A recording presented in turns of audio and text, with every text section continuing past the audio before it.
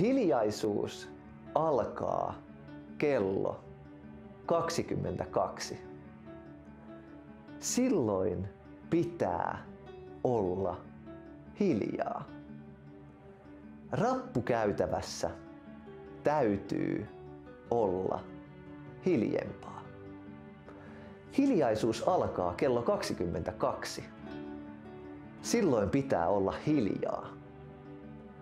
Rappukäytävässä täytyy olla hiljempaa.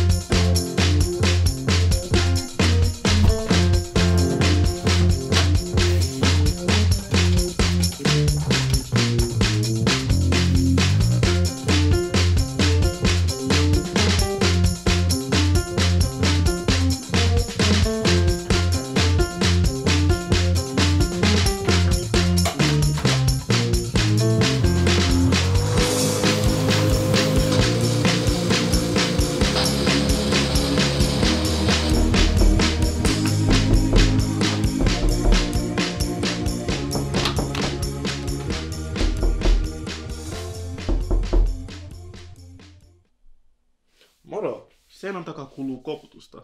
Tiedätkö, mistä ääni tulee?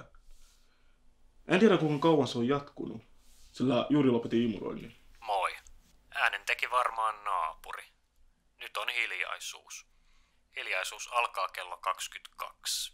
Silloin pitää olla hiljaa. Sen jälkeen ei voi imuroida. Eli pyytääkö hän seinän koputtamisella olemaan minua hiljempaa? Juurikin niin. Hyvää yötä. Hyvää yötä.